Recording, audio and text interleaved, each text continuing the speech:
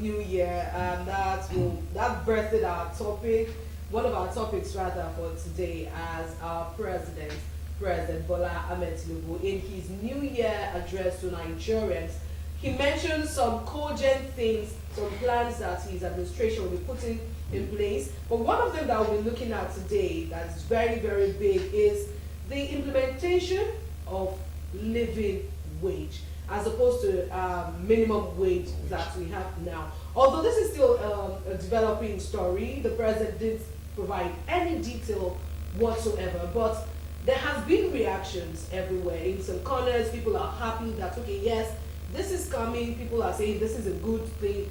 In some other quarters, people are like, oh no, that is not going to work. They feel some other things need to be put in place. And in light of that, we had some Nigerians speak to us about what they think. So let's go on a break to see this report. And when we return, I'll be throwing it to you, my guests in the studio, to do justice to me. Probably like us to, start on the note of the off-air conversation, but for the sake of our audience that were with us. So let's start from the beginning. One of the things the respondents mentioned is the government did probably put plans in place first before announcing. And will this not trigger inflation? Just as we saw in the case of fuel subsidy is gone. NNPC was telling the nation that no, we have fuel in stock, and then there will be no increase. And before we knew it, people were buying. We used to buy 185, and it rose to 300 naira, 400 before we came to this era. So, what do you think this will not trigger anything? Do you think the government is still doing well in its announcements like this? Look, only somebody who's been away from the shores of this country will not know that this proposed review is coming. When government removed the subsidy on fuel, one of the things they hinted at to create some as a palliative measure to douse labor's agitation was that the minimum wage was going to be reviewed. So it's inevitable. So there's really nothing new under the sun. Government had made it very clear. Labor had made it clear that, in fact, it's one of the reasons Labor gave for wanting to go on strike, because they thought that, okay, before government removed the subsidy, government ought to have engaged them on a proper living wage, because you removed the subsidy, and then automatically you expose labor, the workforce, to all manners of harshness. So you needed to find a way to actually cushion their own pains too. So the president now announcing that he was working towards a living wage. It was merely something that's been ongoing. As a matter of as we speak, there had been some tripartite working committee working on that wage. So what is simply alerting Nigeria is the fact that, you see, it's inevitable that these things will come. 30,000 naira in the days of it's simply unrealistic. But Nigerians take advantage of a lot of things. They will say, okay, because the president has said there will be living wage now. And if things go up now, if the price of things go up now, it's not because of the announcement that the president has made. It's because of the reality of the cost of production. Absolutely. And the reality of other variables in the economy that we know so too well. A bag of rice is 60 naira, 60,000. I pray 60,000 naira. So it's not because the president announced. No, it's because there's a huge supply gap in the market. Okay. Transport fare has gone up. It's not because the president announced, it's because the cost of fueling your car has gone up. So all these things work together. The government simply needed to address that too, to bring workers. Otherwise, you create a situation whereby people's wages will no longer be able to take them home, and that's the reality we are facing now. Okay, so you are optimistic that Nigerians are not going to take advantage of this. They will. There is inflation. It's a human tendency for Nigeria. For people, you increase wages, and the majority of Nigerians are not in the wage force. Okay, so they want to also get something in return. But then the question is, it depends on what the government is offering Nigerians in their entirety. I would expect that the government, while dealing with their own employees, will also be thinking the larger consequences of the economy in terms of actually seeking to bring down the cost of living by heavy transport subsidies, because that's the area we need real subsidies. Transportation, power, those things that make Nigerians productive. If you address those ones, the cost of things will start going down, and over the course of time, people will not bother about. You see, it's not the naira I hold in my pocket that is very important. It is what the naira is able to deliver into my home. Okay. Okay. So let's now start from living wage, minimum wage. We have minimum wage being implemented at the moment, and the president talking about living wage. Mr. Martinago, do you think this is necessary? Do you think this is a good development for the workforce? And putting into consideration also that majority of Nigerian workforce is not even in the civil service. No, you see, the thing is very simple. We should, I've said it a number of times, let's try to be a data-based society. Don't just, yes, a living wage is desirable, but first of all, we must have an open conversation. I think this is something the president should have put to the National Assembly to say, please hold a public hearing. Let labor come and say its own, manufacturers, employers of labor, NECA, and the rest of them.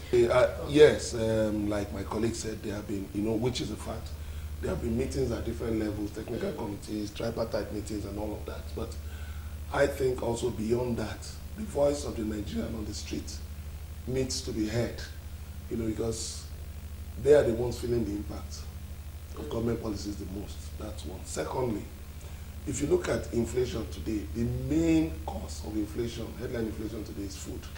Food inflation, poor supply of food, bad roads, insecurity. Farmers cannot go to farm because of bandits and all manner of, hindrances.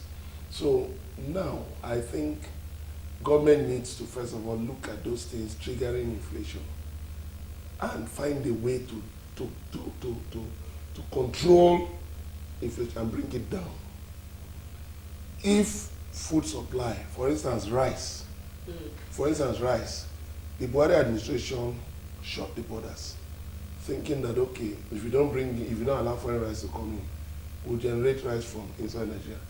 But I've said one thing a number of times, that we don't have a problem of formulation of policies.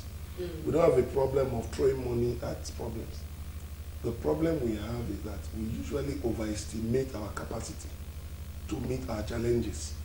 So we start a policy, okay, lock the borders, we will meet the needs locally. When you have not sat down to assess the parameters, what do you have? How many farmers are collecting these loans? How many of them are even utilizing it? Anchor borrowers, how many of them are utilizing it? What is the likelihood that they can pay?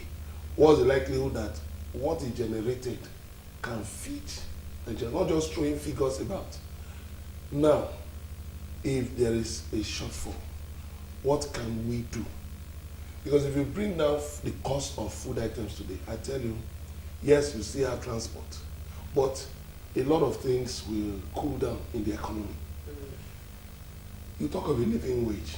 You have to look at what is the concept of work today. Some countries are already holding open discussions about the concept of work. How many hours of work? Should it still be 40 hours in a week? Or should it be 32 hours in a week? Or should we, for instance, make Friday a free day for workers so that they can maybe go to the farm or go to school or engage in other enterprises so that they don't use government's time, work time, not just government, whether they're in public service or private sector. They don't use it to run their private, so fine, no problem. In the constitution, it says that civil servants can engage in farming. So good, legitimate business, let them go to farm. So that you see that even if it's little things that are coming in from different places, we can deal with food inflation, bring it down from the over 31% it is now, we bring it down. Then we look at the issue of energy, for instance. I say there are a lot of Nigerian energy consumers who have no business being on the national grid because of their level of consumption. I feel much of the energy we generate should actually go to the industries so that they can employ, so that the energy costs can reduce, and then they can employ more Nigerians. When they get more Nigerians employed, there was a time some textile factories were employing about 5,000 Nigerians.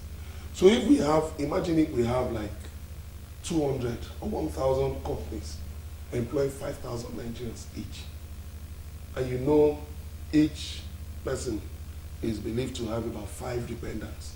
So you multiply that 1,000 companies employ 5,000 each. Multiply that, you see it's going to take a lot of burden off the economy.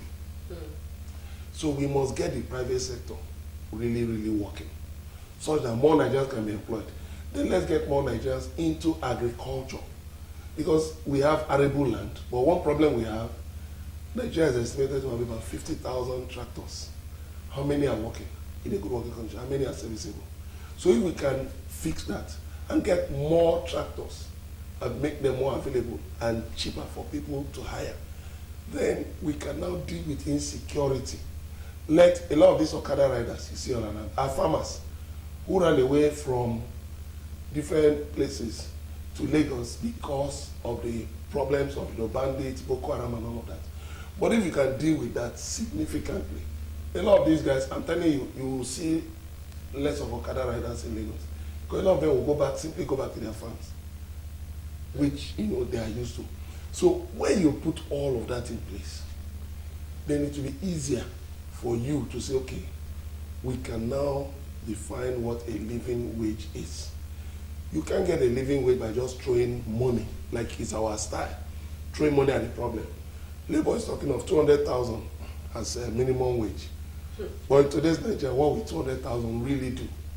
Let's be realistic. What will 200,000 really do every month?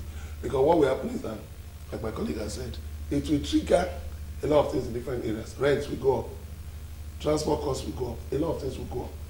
And you will still achieve that standard of living you need in the economy. And I've said one thing, that I don't support a uniform wage for all the 36 states, because they have different strengths, there are different levels.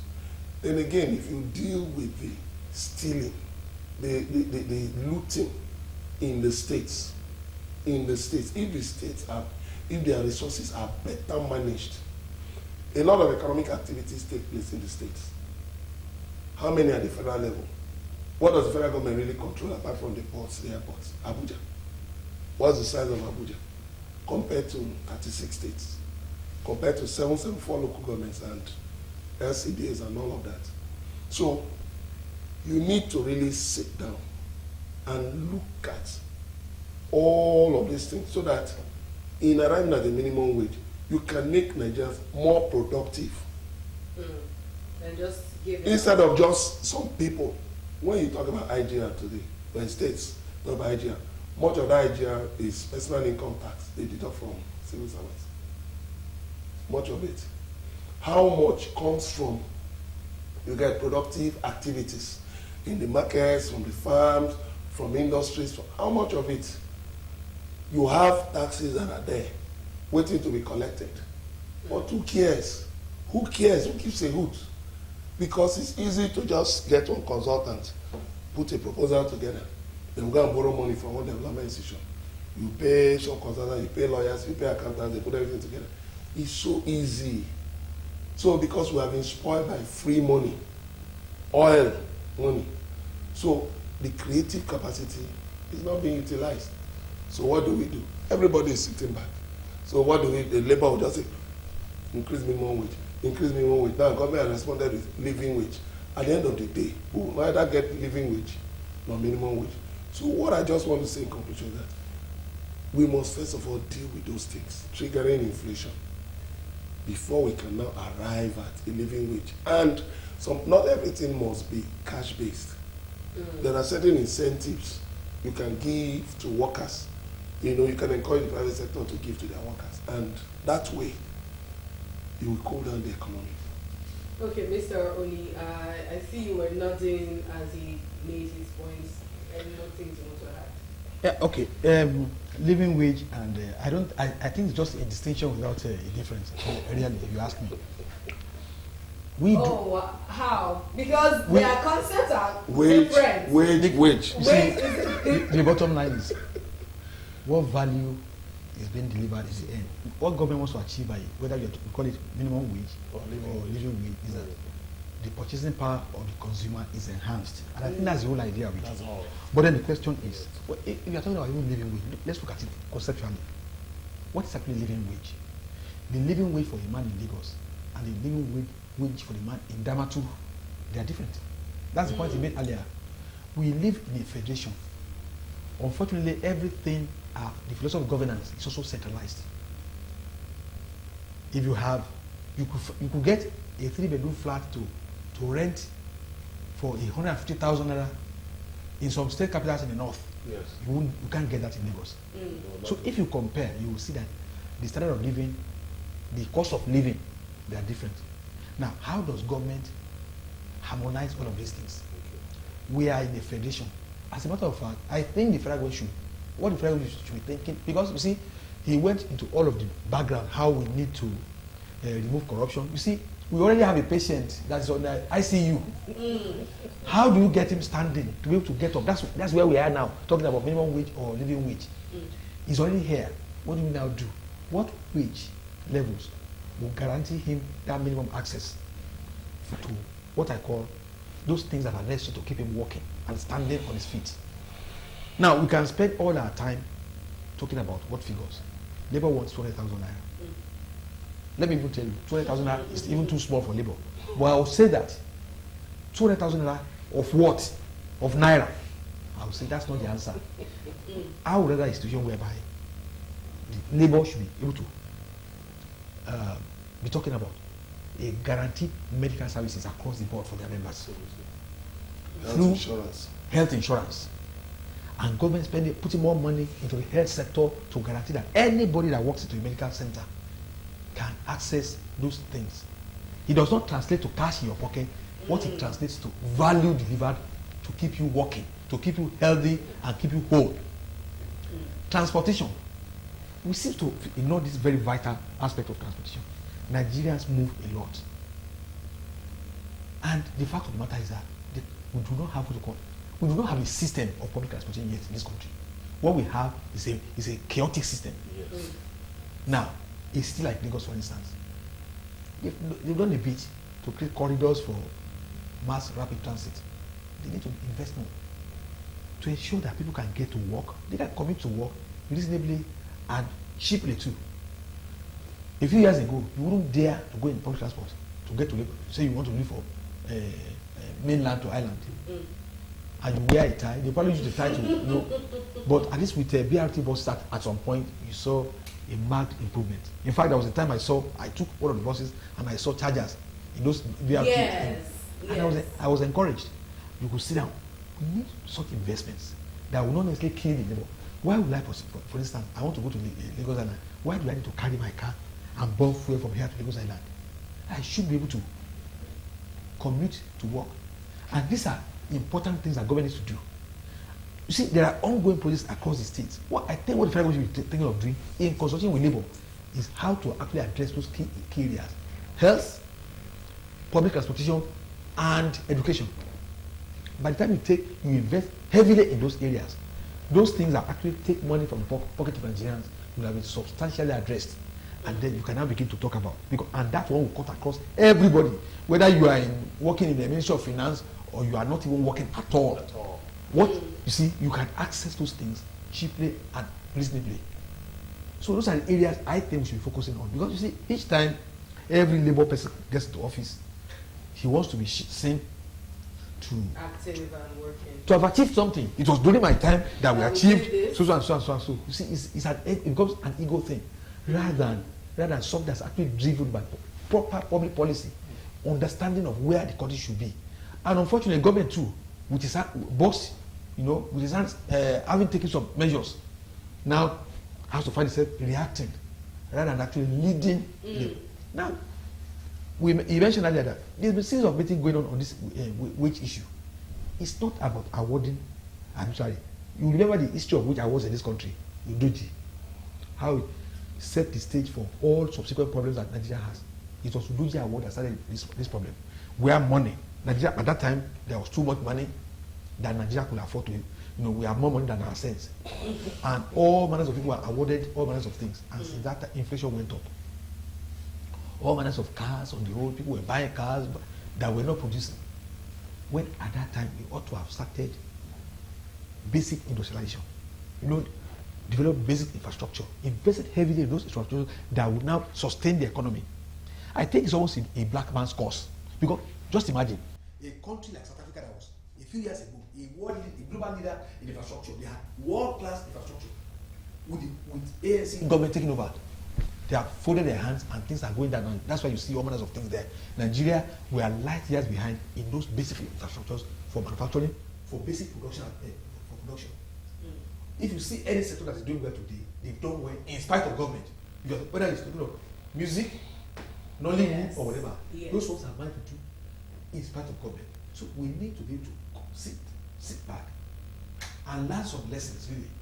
You see, everybody is looking at government to solve this problem. Government will never solve it. I was going to ask that what because it feels it's a lot to actually handle. No, government is not set up. People don't realize that government is not set up to make your life better. The Constitution says that the responsibility of government is to ensure the security and well-being, ensure security and well-being And of the so people. if there is security, What and well-being, my life should be better.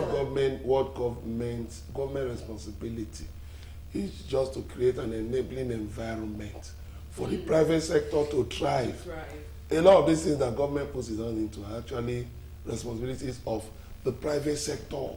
I think we had a conversation around that when we were talking about crude oil or so, and I remember it was Even some aspects giving details. some aspects of security management should not be the police.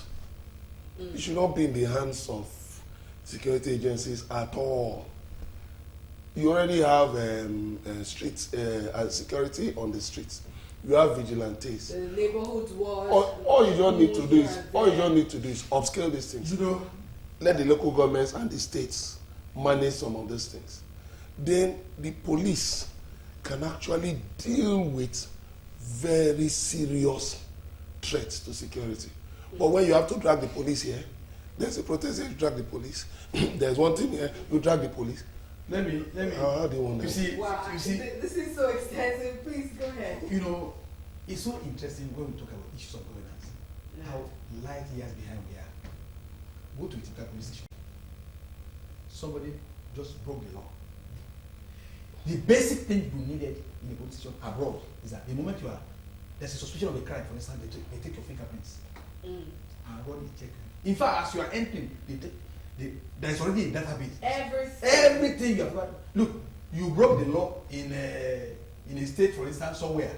The moment you get to it, they will know what crimes you have done. there. In Nigeria, somebody could commit murder in Allen Avenue and then go and do another murder because there's no database of citizens.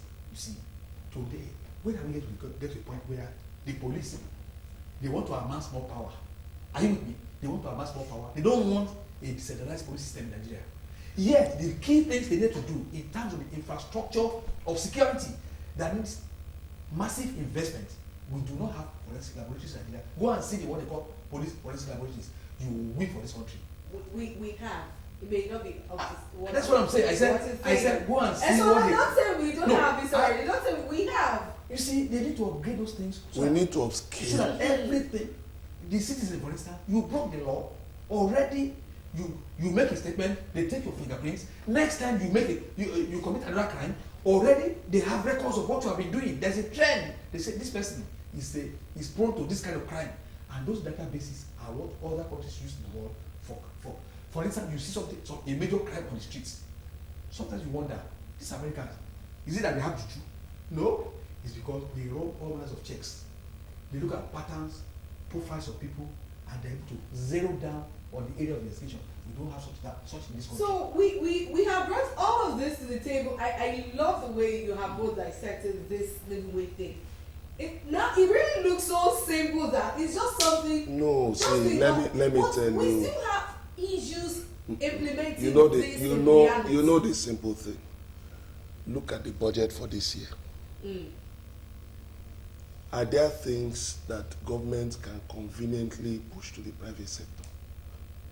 Use it to create jobs, to create opportunities. You know, there was a time, okay, I'll tell you something I saw the other day online.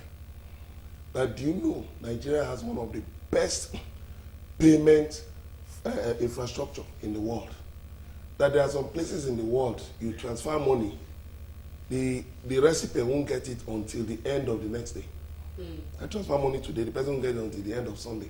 But in Nigeria, we've been able to develop a platform that you transfer money, bam, within seconds. Majorly private sector. Go, that is what I'm saying. Can we take this, things, can we cascade them to different sectors so that we reduce the expectations from government, so that people can be more creative? Then you find out that the poor, what do you call poor? It's just because there are a lot of people who are willing to work, but no opportunities. Graduates are out of school, no jobs. But there are young people who are very creative. Look at what they've done with cryptocurrency. Today, the central bank will bring out restrictions. Tomorrow, they lift it. The next day, they put. You're doing all of these things. But yet, in spite of all of that, they're still thriving. So what do you do? Those areas that Nigeria has been able to make appreciable progress. Do you know, okay, we introduced BVN before many countries of the world? Yes. Even that BVN, you will agree with me that even that BVN too is simply superfluous. If we are serious, what we need is an NID. It's a unified ID system. And it carries every other thing. It can your driver's license, everything. Now your passport has a NIN number. Mm-hmm. That's a major plus. Okay, that's a major achievement. You see, Nigeria will love to run, scatter. The president spoke about one of the key points of his manifesto was the issue of consumer credit. Nigeria is the only country I know in the world where a graduate who just got a job, he wants to take a house, you ask him to go and pay for 2 years rent. He has not earned his first salary. He needs a house. He needs to pay 2 years salary. Even if the person is paying for 1 year, they pay damages, agent this. He wants to buy a Tokumbo car. There is no credit system to keep him going. In other words, there is no such thing as a recognition that this is an economic value, a value delivery agent. Consumer credit. That the system can provide funds for at minimum cost to him so that he can live reasonably well. And then you are removing the incentive for stealing, for corruption, or manners of shady practices. Because if he knows, for instance, that he enters unemployment, he's able to buy a Tokubo. He doesn't need to buy a new car. There is a financing scheme. Even this so-called Tokubo, you can reorder it in such a way that you now have a vibrant second class, fairly used market in Nigeria. Look, what does it take? A 10-year-old car, you can sell it. Some of these bigger car companies can take it back, overhaul it, and put it back for sale in market. You have a secondary market for that, and then you have a financing model to take care of it. That the young graduate who truly needs a car can access the credit. He does not need to suffer. Sorry, I think the government and Labour, from this conversation only, they already know the headway. No, let me just quickly drop something. Look at the loan apps. If government regulates them, remove the sharks from them, remove that. Government has been keeping quiet. Consumer credit, people have been shouting. Sit down, work out a framework for consumer credit. It will be easy for a lot of Nigerians to access funds to do so many things. So this expectation that, okay, at Christmas, government gave senators and reps thousands of bags of rice. You don't need it. Why do you need to be dashing people rice at Christmas? If they have been productive in the year, and you've been able to that rice will not even be their issue to want to get. People will be so busy. Okay.